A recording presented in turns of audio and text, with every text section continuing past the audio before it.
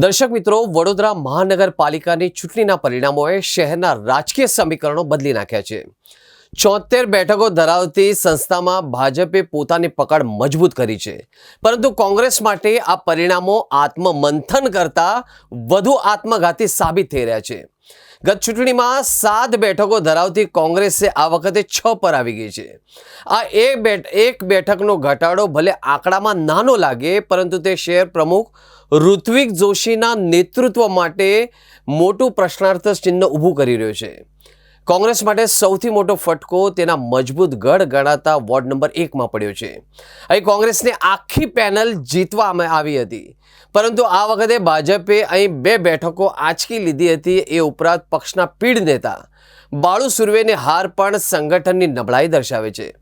ભલે પક્ષે આશિષ જોશી જેવા નવા ચહેરાઓ દ્વારા થોડી લડત આપી, પરંતુ કુલ આંકડો ઘટતા કાર્યકરોમાં ભારે રોષ જોવા મળ્યો છે।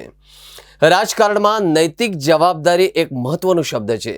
જ્યારે કોઈ સેનાપતિના નેતૃત્વમાં સેના હારી જાય અથવા પીછેટ કરે, ત્યારે નેતૃત્વ પરિવર્તન અનિવાર્ય બને છે। કોંગ્રેસના કાર્યકરો હવે ગણગણાટ શરૂ થઈ ગયો છે કે જો પ્રમુખ પોતે જ પક્ષને પાયાના સ્તરે મજબૂત ન કરી શકતા હોય અને બેઠકોમાં ઘટાડો થતો હોય, તો શું તેમણે સ્વૈચ્છિક રીતે રાજીનામું ન આપવું જોઈએ? વડોદરા કોંગ્રેસ માટે સૌથી શરમજનક સ્થિતિ વોર્ડ નંબર 1માં જોવા મળી। વર્ષોથી કોંગ્રેસનો ગઢ ગણાતા આ વિસ્તારમાં ભાજપે ગાબડું પાડ્યું છે। રાજકીય વિશ્લેષકો માને છે કે જો ઋત્વિક જોશીએ ટિકિટ વિતરણમાં સ્થાનિક સમીકરણ અને અસંતુષ્ટ નેતાઓને સાચવ્યા હોત તો આ સ્થિતિ ન સર્જાત। હરીશ પટેલ જેવા નેતાનું પક્ષ છોડીને અપક્ષ લડવું અને જીતવું એ સીધી રીતે શહેર પ્રમુખની વહીવટની નિષ્ફળતા દર્શાવે છે। વડોદરા ભાજપના આક્રમક પ્રચાર સામે કોંગ્રેસનું સંગઠન અત્યંત નિષ્ક્રિય દેખાઈ રહ્યું છે।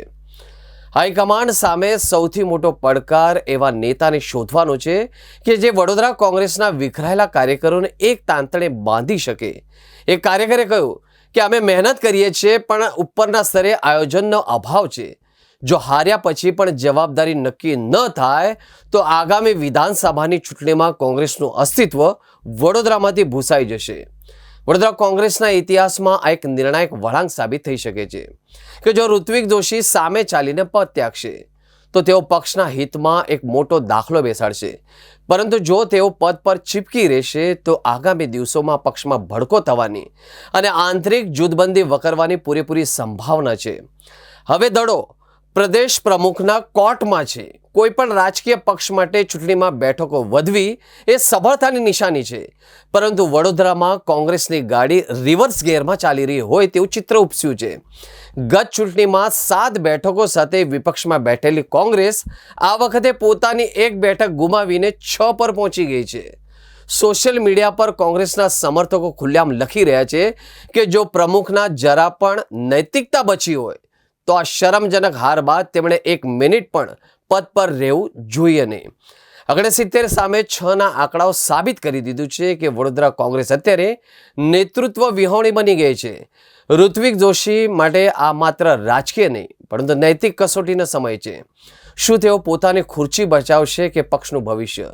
જો તેઓ આજે રાજીનામું આપીને નવા ચહેરા માટે રસ્તો સાફ કરશે તો જ તેમને એક જવાબદાર નેતા તરીકે જોવામાં આવશે। બાકી 69 સામે 6નો આ આંકડો આવનારી અનેક ચૂંટણીઓ સુધી તેમનો પીછો નહીં છોડે। તો દર્શક મિત્રો, કહેવાય છે કે વડોદરાના ગઢમાં આજે કેવો આ સન્નાટો છે। હારનો આંકડો મોટો છે ને જવાબદારીનો તોટો છે। 7થી ઘટીને 6 પર આવ્યા। શરમ જરા પણ લાગતી નથી। જનતાએ ફગાવ્યા તમને તો એ ખુરશી કેમ ત્યાગતી નથી? કાર્યકર બિચારો લોહી રેડે છે, ટાળ તડકો વેડે છે ને નેતાજી એસી ઓફિસમાં હારના સપના વેચે છે। 69 સામે 6નો આંકડો આઈનો પણ તમને બતાવે છે કે નિષ્ફળ તમારી વ્યૂહરચના પક્ષનું પતન કરાવે છે। વોર્ડ 1નું ગાબડું પૂછે, ક્યાં ગઈ તમારી શક્તિ? કે પછી પક્ષના હિત કરતા વાલી છે પદભક્તિ? હજી સમય છે, ખુરશી છોડો, નવા લોહીને આવવા દો।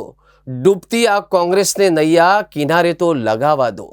ખુરશીનો મોહ છોડો, હવે નૈતિકતાને જગાડો। હારને સ્વીકારી જવાબદારી રાજીનામું પકડાવો। જો આજે તમે નહીં જાગો તો ઇતિહાસ તમને નહીં છોડે। વડોદરાનો આક્રોશ આજે તમારા મૌનને તોડે।